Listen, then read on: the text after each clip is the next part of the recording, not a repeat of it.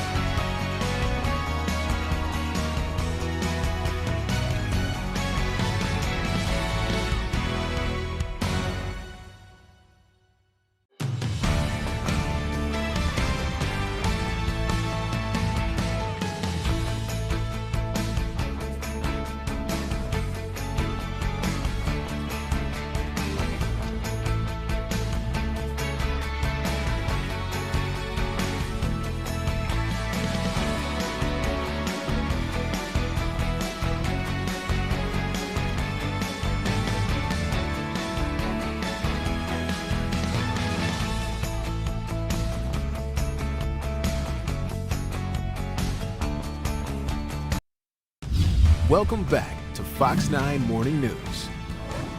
Welcome back. A live look out at the fairgrounds where you see lots of foot traffic. People are filling up on this day 11. And in just a few minutes, we are looking to get some more information from investigators after that shooting near the midway of the fairgrounds last night. We will be bringing you that live in just a couple of minutes. Well, switching gears a bit, dried mushrooms sold by a Maryland wholesaler are being recalled over bacteria contamination concerns. The dried mushrooms sold by Thai fat wholesalers are being recalled in 15 states for salmonella bacteria. 4 types of mushrooms are being recalled under the 3 coins dried mushroom labeling. The states are in northern and southeastern regions, including Minnesota. For more specifics on those mushrooms and the states involved, go to fda.gov. Well, today is a great time to take action and protect the furry members of our environment. It's National Wildlife Day. It is a day to spread awareness about the endangered animals and life around us and how we can help preserve and save them. You can get involved by applying the advice of environmentalists and habitats around you and let others know about the day-by-day sharing photos on social media of wildlife in your neighborhood using the hashtag National Wildlife Day. So many treasures around us. We'll take a look at this treasure. Speaking of treasures, if you found yourself away from the bright city lights last night, you might have had a chance to see a glimpse of the northern lights. Here are some beautiful photos taken in Gilman around 10 o'clock last night. Oh, that vivid green, almost kind of a yellowish green, purple. Just gorgeous. Nothing towers upward too. It just kind of spread out over the sky, it looks like there. It really glistening does. a little bit. Yeah. And we had perfect weather for it. It was clear. It was nice. And look at the stars kind of peeking through. I mean, Yeah. that's a good photo opportunity right there. Perfect. That is for sure. All right, yeah, closer to the city here. No northern lights that I saw last night. You'd have to be in the North Metro facing the other way. Yeah, facing northward to be able to see it. Yeah. Yep. Today, gorgeous once again for us, a lot like yesterday, mid-70s, low humidity, lots of sunshine. Tomorrow, maybe a few more clouds around. I don't want to say more humidity. It may be just a smidge more humidity in the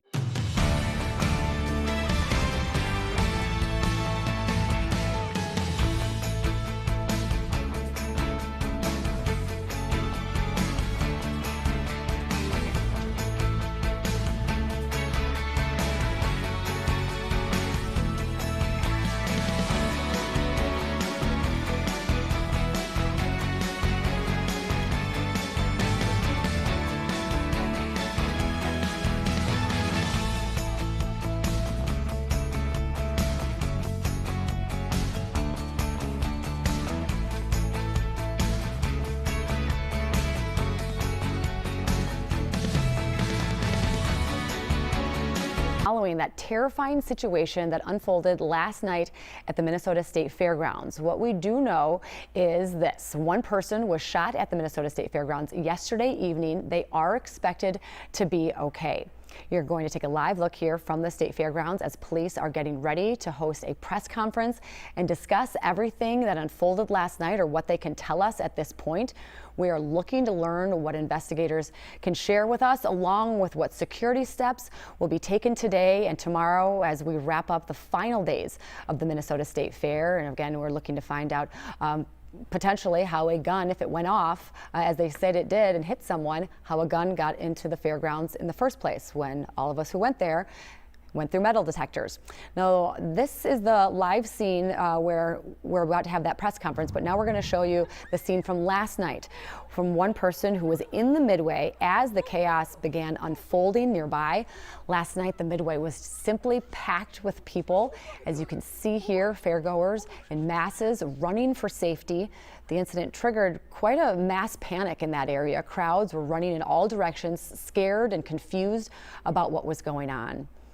A large police presence began moving in to try and gain control there of the situation. The State Fair did close early last night, just after 10 o'clock as this was all unfolding. It was supposed to close about an hour later at 11 o'clock. But in the midst of all of this, families were being separated from their loved ones. In some instances, strangers were even trying to help a child who got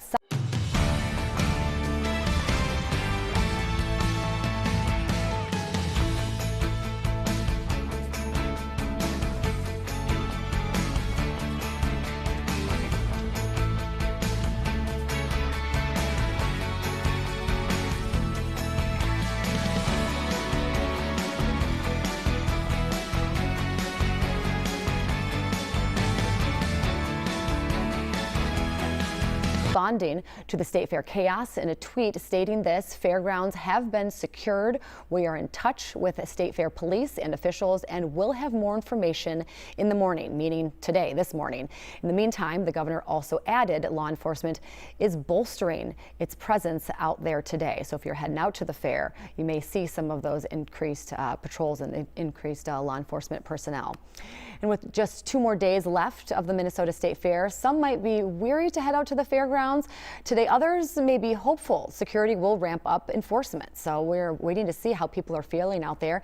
If you were just now joining us, so be aware of that because it is kind of a fluid situation. Again, here's a live look where they're going to be having that news conference in a matter of moments. They're going to be talking in just a couple of minutes.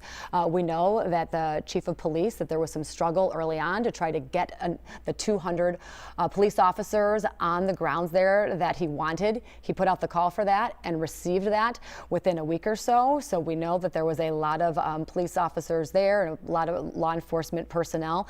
But I know from personal experience, Mace, I was telling you this earlier, we were there for a long time yesterday. We're not there that late when this shot was fired at about 10 o'clock, but we left about 8:30 p.m., myself and my family, my kids, husband, niece, nephew, and it was packed. We were right in the Midway area.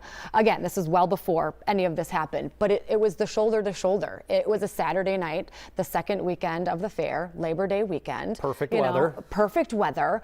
And so my heart goes out to not only to this whole situation, but everyone there who is just there to have a good time. Of course. And if anything happens in that crowd, you can't get anywhere. You're already shoulder to shoulder with people pushing through strollers and you know, my dad on the electric scooter, he can't run for safety. So all those, I think, as all of us watch this and wait for details, that's where our minds go because we all are there at the fairgrounds, you know? So we're anxious to hear more details from the State Fair Police Chief in that media briefing and really happening just any minute now. Nope. They are talking now. Okay. All right, we're going to toss it over to the news conference and learn more about that shooting on the fairgrounds from last night. MER, I'm General Manager of the State Fair. There was an incident last night at the fair that was just completely outrageous conduct at a fair that has been so far running so very smoothly. And our thanks to State Fair Police Department, State Patrol, all the other agencies that are involved with our safety and security plan here. The agreements we have, the cooperative arrangements are extraordinary. They're multi-layered. They involve lots of agencies, and that's what really helped prevent anything worse from happening last night. They did an extraordinary job. Our thanks to all who were involved. And now I'll introduce to you our Chief of Police, Ron Knafla. Thank you. Thanks everyone for coming. I'm Chief Ron Knafla. It's Knafla. Last night, there was a large group of youths that started causing disturbances and fights and running in large groups in and around the Midway area. We requested and received additional law enforcement resources, and shortly after 10 o'clock, there was a single shot fired and created chaos. The crowd started to run in all directions. It's important to note that that shot was fired with law enforcement officers, dozens of law enforcement officers, within 15 to 20 feet of the group where that shot took place. The suspect, again, took off in that chaos and was not apprehended at the time. Later, we learned that there was a single gunshot wound victim that had a gunshot wound to his leg. He was transported to Regions Hospital and treated with non-life-threatening injuries. I think the important thing to note, the law enforcement officers that responded and were part of the State Fair Police Department, the Minnesota State Patrol, did an outstanding job controlling a very, very chaotic scene. And I can't say enough good things about the job they did last night. I don't know what else could have been done. Somebody to engage in such a brazen act in a crowd of people with no regard for the safety or the lives of others is just disgusting, in my opinion. And I don't know what else to say about it. I certainly don't know what else could have been done. We had a solid security plan that worked very well for 9 days of the fair. Again, this is the act of one careless person that took an action that endangered the lives of a number of fairgoers. I'm going to introduce to you now Governor of Minnesota. Thanks, Chief. Well, thank you all for being out here. Another beautiful morning, and again, a very important part of who we are as Minnesota, the State Fair. Talking with Jerry and this team yesterday was nearly one of the largest days ever. There were over 250,000 people here enjoying the fair. Myself, my family, we've been out here almost every day. Lieutenant Governor and her 9-year-old have been out here too. Want to first and foremost thank our law enforcement presence. You heard that. I think it's a stunning number that we literally had dozens of law enforcement officers within 15 feet of an incident. The issue here being is the response, the thought that went into this, the ability to protect folks from, again, I think we're seeing this time and time again, and I think this is something new, both in Minnesota and across the country, the brazenness of this. And I think when we find out, it's going to be a very young individual, and it's this total disregard, no matter how much you put out or what's there. And so I think first and foremost, the thanks to the incredible law enforcement, the plan that went into this, multi-layered. You're going to hear from Commissioner Harrington, got Drew Evans here from BCA, State Patrol folks who can answer some more specific questions on this. But I think for all of us, it just begs the question on this. We have to move into that, not just reactive stage, the proactive stages. Why do these kids have guns? Why do they have guns? And then just to be clear, and I'm very cognizant of this, I have two separate but equal branches of government, in the legislature and in the judicial branch. And I would just implore the judicial branch and prosecutors, if you commit a gun crime in Minnesota, it needs to be very clear that there are going to be consequences that are harsh. They need to be. The idea that we would have young people carrying guns and not be deterred one bit, that there were innocent people around and that they could see dozens of police as they were standing there and still do that. We have to acknowledge that the way we're going to have to get at this is on the front end. Of those that are willing to do this are going to pay a heavy price for it, and we as a society have to have a conversation about what are the things we can do to keep these firearms out of their hands. And I would implore that and make sure we're providing all the resources necessary to these folks who are doing it. And because this one is just, once again, it's senseless, it's outrageous. You hear the frustrations. We love this place. We love the State Fair. Months of work went into this, all of these things. And we have this individual with a firearm that thinks that it's okay to be there. And I just, again, we need to think very, very specifically. This isn't a crime of poverty, just to be clear. We're not talking about someone taking food or doing something. We're talking about someone who purposely bought a firearm to the fair, decided that this was a very specific target they were going after in gang, and decided it would be okay to fire that. There needs to be incredibly harsh consequences for that. So I'm just grateful that we got no one seriously injured in this, that the individuals involved knew each other apparently and were in conflict on that, and that actions were being taken, and the smart plan to surge when we need to and to pull down to make sure that the vast majority, again, 250 million people acting in a way that allows everyone to have fun.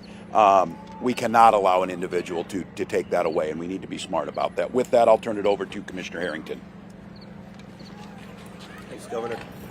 My name is John Harrington, the Commissioner of the Minnesota Department of Public Safety, and I want to start out by saying that we have been working in partnership with the State Fair, with St. Paul Police Department, with Ramsey County Sheriff, and the Department of Public Safety with the BCA and the Minnesota State Patrol have been working together on what I really do believe is one of the best and most robust plans. And I think last night is actually an example of how robust that plan was. Earlier in the day, Chief Knafla contacted Captain Geiger, Colonel Langer, and myself to talk about the large crowds that they were seeing and that the number of youth groups that were wandering through that seemed to be in dispute. There were minor fights, minor skirmishes, just fist fights and some arguments at that point. But because of that, and because of the relationships we had, Ramsey County, Washington County, St. Paul, the State Patrol all increased their staffing at the State Fair yesterday. Further, taking over responsibilities at the gates and outside so that State Fair Police, the county, VOTEVs, and others could be in the midway in close proximity to the youth groups that were, in fact, having conflict. What you're going to see today is, in fact, even more of that. Overnight, we have asked our partners, once again, to help us, help the public, have a great State Fair. And so you're going to see a doubling of the state patrol that was here over the course of the fair, and we're going to keep that through not just today, but we're going to also have that through our Labor Day to make sure that the fair is safe. You're going to see additional BCA agents. Overnight, the BCA is the lead investigatory agency on the crime itself, on the shooting. They were here with crime scene, they've been here with detectives, and they've been here with intel analysts helping out throughout the fair, and we're going to continue that. I know that I just saw my partner in crime, Jeremy Ellison, the chief from St. Paul. I know St. Paul is bringing additional resources on board. And so you can expect to see a very robust police presence today. I am confident that, once again, we are tracking this the right way. That, in fact, the fact that we were so close to those young people in that crowd is why we did not have further violence. I'm not happy about the fact that we had anybody hurt at the state fair. But that we only had one shot fired, as far as we can see, I think is probably a testimony to the fact that there was a quick action by police officers coming to assist and to dissuade anybody else from taking further action. As I said, the BCA is the lead investigation. It is an open investigation, and it is very, very early in the investigation. But I know the Superintendent Drew Evans would want anyone that was in that crowd last night that saw what happened, anyone, and with the world of cameras that everybody has in their pocket, anyone that has a picture of what was going on, we would want them to make sure that they call the BCA, call those investigators, so that we can solve this case, so we can apprehend and hold the young man accountable for what he did, and make sure that all the rest of the fair is safe. And with that, Chief Ellison, I'm not sure if you were tapped in for this. Take some questions. At this point, we'll take questions. Should they call? Drew? So I think there's they can do a couple of things, and I'll leave it. There'll be a written statement coming out from the State Fair that'll have a contact email address, or they can contact our main number at the BCA, 651-793-7000, and we'll route and work together with our State Fair investigators that we're working with. Was the victim who was shot the target, or was this just a bystander at the fair? From what preliminary information we have, we believe he was a target, and not just an innocent bystander in the crowd. Everybody who goes into the fair goes through some metal detectors. How did this gun get through your security checks in the first place?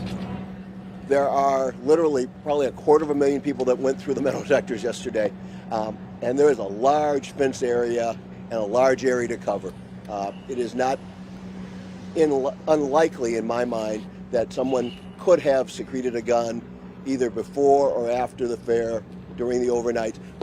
We're working on that. That is one of the questions that Chief Knafla and I have talked about, and that we're trying to address and figure out how could we even further refine the security to make sure that that would be even harder for somebody to do. So will people encounter more bag checks, more ask them to go through again if they trigger the...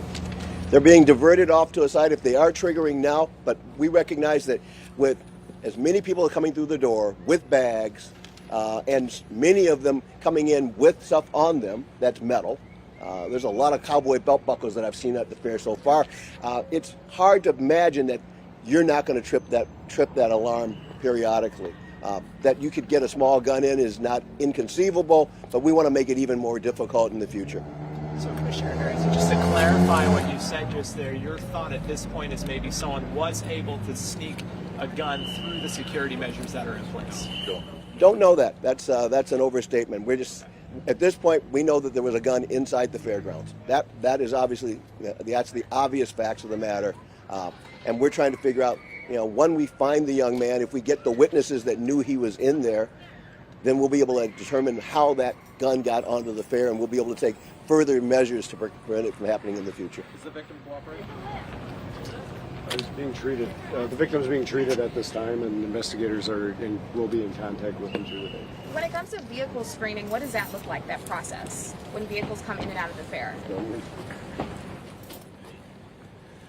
Most of the vehicles belong to vendors that have been pre-screened. They're checked when they come in. Not every vehicle is thoroughly screened, but they will check vehicles when they come in, and they're known to us who's coming in. Can you give more detail about the location of where the shot went off inside? Essentially, that the entrance to the Midway at Carnes and Liggett, on the north side. There's a north and south side to the Midway. It was on the north side of the entrance to the Midway. Did your officers use pepper spray in that chaos afterwards? Whose decision was that? It was actually used to deal with the large fight that was taking place at the time. So there was some chemical agent dispersed at that time. How many children were you say were maybe separated from their parents in all of that chaos? I don't have an answer to that. I don't know. So the sequence of events was police responded to this fight, and as they were responding to it, the gunshot happened, or help us understand that. Sure. I wouldn't say that the police responded. The police were in the area the entire time. As we noted earlier, there was literally dozens of officers within feet of where this took place, but it was initiated by a large group of kids fighting, and it escalated from there. Was there a weapon recovered? There was not. Do we know anything about the shooter? That is part of the active investigation, so we're not going to release any information about that at this time. Do we know it was a man that shot? We believe it was a male. Was the victim a juvenile or adult? I don't have the answer to that. Governor Walz indicated, you said the word gang. I guess, do you have any evidence at this point to maybe kind of back that up? Or Yeah, for the individual shooter, not. But I think one of the things we see is that it has been the pattern in this, that there's been gang activity in a lot of these shootings, some of the more brazen ones. And I think maybe to clarify, no, I don't know for a specific if this individual was, but I think you can extrapolate that that's probably what's here. And then what gets so worrisome about these is, and we've seen this, Drew speaks to this better and knows the details, we see these retaliations against these types of things, and I think that's where the concern comes. There's been several of these shootings that they involve the same people going back and forth, and so I don't think at this point in time, but I think there's a strong possibility that, whether it's an official affiliation or whether it's groups of folks beefing with one another, but it appears like they knew who they were. Again, we have to be very careful about this. Doesn't appear like this was a bystander, and it appears like they knew or at least were engaged with each other. Did officers chase the suspect at all? It's my understanding that the crowd, there was so much chaos that we don't know for sure if they were chasing a suspect. There was just a large group of people. It was chaos, and people were running in all directions. The priority for the officers at that point was to secure the scene and to keep everyone still in the area safe. No description? There was a vague description, but that's being sorted out, and that's part of the investigation at this point. All right, thanks everybody. Governor, you were here the day before the fair opened to vouch for how safe it would be and how confident people should be in that. Is this an example of that happening, or like the response, or is this an example of a failure of your plan? No, certainly we want to have zero. This is a zero-sum proposition. No, I think what you're hearing from these folks is the plan operated again, and I think this is the one that's a hard question for us to answer. What could have been done? I think there's always the assumption that something could have been done. My question is on this, is thinking about this, 36 officers within several feet of this happening, and it still happened. And I don't know, in a free society, at what point that is. I'm incredibly proud of the response. I believe and trust that Chief Knafla put together an incredible plan. The partnerships have been incredible. We have 60 organizations. We have folks out here. We've had fewer, I don't want to speak out of turn, I think we've had just fewer incidents in general across the fair, highly successful, and we had this individual decide to do this. So I think that this was not broader, that the incident was brought under control as quickly as possible, is to that. This is hard work, and I think for the public, these folks are out there putting themselves on the line. They're doing it. They're doing everything they possibly can. And we were prepared with the surge. I mean, in years past, I don't think we would have probably seen these numbers. I don't want to speak in terms of numbers of police and the joint operations. So we're responding to it. But this increase is intolerable. I'll go back to that point again, that we have got to think, again, if this situation is almost unstoppable in a reactive sense, then we have to switch our focus and make sure that it's a proactive sense, that someone like this never ends up with a firearm, they never end up in that situation, and that we've got the capacity to be able to track and make sure they're held accountable. So I'm proud of the work they've done. I think they did an incredible job of responding in a very chaotic situation. And again, I think this could have been significantly worse had law enforcement and the plan not been executed. But again, we're going to have to, and I implore us to think about this, whether it's guns, whether it's how we deal with people who commit gun crimes, how we resource these folks to be able to do what they need to do, and how we look upstream to the community groups and the interveners. I think by all likelihood, when we're going to see both the individual who was the shooter and the individual who shot are very young people, and that tends to be a pattern that continues. We've got to figure out how to break that. So thanks everybody. All right, thank you. Thanks. Yes, sir. No problem. As you see there, Governor Walz wrapping up this news conference about this shooting inside the Minnesota State Fairgrounds last night. A lot to unpack there that they shared with us. Basically, some of the details. Sounds like a large group of kids fighting prompted that shot that went off. Things escalated. In fact, before that shot was fired earlier in the day, Chief Knafla contacted Public Safety Commissioner Harrington to talk about the large crowds, the fact that they were seeing some smaller skirmishes, the fact they were seeing some, apparently some young kids kind of running around the fairgrounds. So they already had an increased presence at the fairgrounds yesterday because of some of those conflicts that they had been seeing earlier in the day. They believe also that the victim in that shooting near the Midway last night was the intended target. They also said that they have not recovered a gun at this point. But when that gunshot went off, they noted that when that happened, again, that was near Carnes and Liggett Street, very close to the Midway, they said there were dozens of law enforcement officials within feet of when that shot went off. So they are crediting that increased presence with this escalating from even further and potentially more shots going off. We don't know at this point. Noted, if you are going out to the fair today or tomorrow, you will see a lot more law enforcement. State Patrol is doubling their presence. St. Paul is adding more. Ramsey County is adding more. So you will see more men and women in uniform out there. And basically they are trying to figure out what else they could have done. That was one of the initial statements from the chief of the State Fair Police Department, is he wasn't sure what else could I have done? What else could we have done? They have planned for this for months. So as they work on that and we try to straighten out all of these questions, where the gun came from, how the gun got in, past metal detectors, we are going to be continuing to follow this developing situation. We will have updates for you in our 9 o'clock broadcast tonight, and of course on our website, fox9.com. Thank you for joining us this morning, and we'll bring you more information about this as we get it. Have a good Sunday.